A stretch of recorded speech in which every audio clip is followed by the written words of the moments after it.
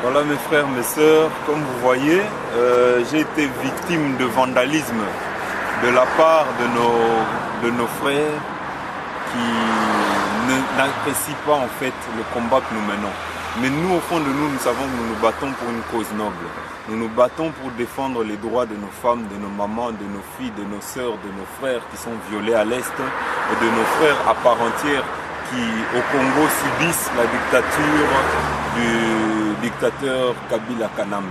Donc aujourd'hui, ce n'est pas des actes de vandalisme qui vont nous stopper dans notre combat.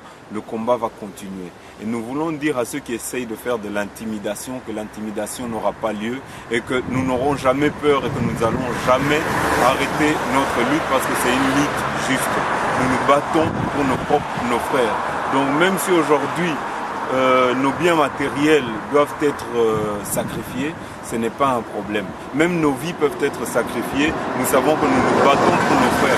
Ma vie aujourd'hui de moi, Jeannot Kabuya, ne vaut rien devant la vie des millions de Congolais qui sont assassinés, qui sont tués, qui sont victimes du génocide que connaît notre pays à l'heure actuelle.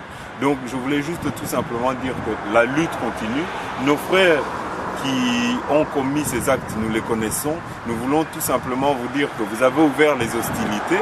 Eh bien, advienne que pourra. Nous attendons juste maintenant la police pour faire le constat. Comme ça, ils sauront que non, les hostilités sont ouvertes et advienne que pourra. Donc, je vous remercie, mais comme je vous dis, la lutte continue. Ces actes d'intimidation ne nous font vraiment et absolument rien du tout.